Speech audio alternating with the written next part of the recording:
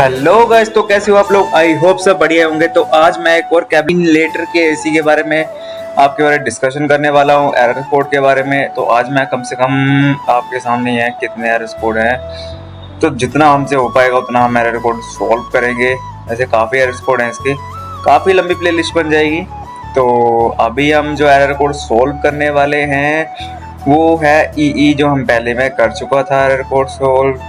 E2 भी मैं पहले से कर चुका हूँ, आपको मेरी प्लेलिस्ट में वीडियो में आपको दी जाएगा। इसमें साफ साफ आपको दिखा हुआ E6 रेफ्रिजरेशन सिस्टम ब्लॉकेज या फिर गैस लीकेज का होगा, कंप्रेसर हाई टेम्परेचर का होगा। E4 कंप्रेसर का टेम्परेचर हाई हो रहा है, ओवर लोड ले रहा है, ओवर करंट ले रहा है, तब भी टेम्परेचर E4 का एरर आएगा। E6 AC आउटपुट करंट, ये भी आपकी वोल्टेज का ही एरर होता है। और E6 जो हमारा एरर आता है वो हमारा आता है फॉल्ट का। इस सिचुएशन में हमें पीसीबी रिपेयर करवानी पड़ती है या फिर उसको रिप्लेस करवाना पड़ता है। और E8 एंटी हीट टेम्परेचर,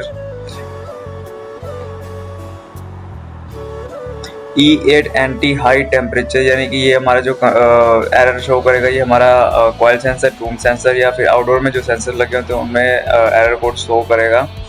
तो कोई ना कोई टेम्परेचर सेंसर है जो कि हीटअप ज़्यादा जॉब कर रहा है, तो उस सिचुएशन में हमने कुछ सेंस करवाना पड़ता है कि कौन सा सेंसर है इसमें।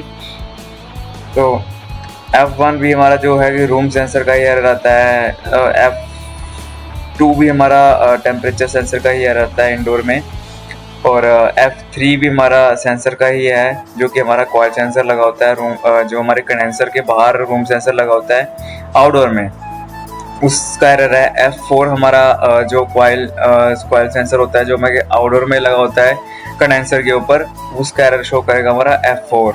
पर मोस्टली हमारा जो एरर कोड शो होता है वो E6 ही आता है, जिस सिचुएशन में हमें या फिर पीसीबी रिपेयर करवानी पड़ेगी या फिर रिप्लेस करवानी पड़ेगी। तो F6 में भी सेम इसका हमारे आउटडोर का ही सेंसर का एरर आता है।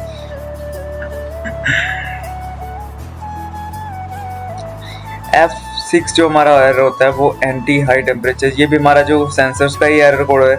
ये जो सेंसर अगर सेंस कर रहा है, अगर हाई टेम्परेचर सेंस कर रहा है, अगर ज़्यादा टेम्परेचर सेंस कर रहा है या फिर टेम्परेचर नॉर्मल है और ये फिर भी ज़्यादा टेम्परेचर सेंस कर रहा है, तब भी हमारा एरर कोड शो करेगा। ये वाला F6 हमारा एरर कोड शो करता है।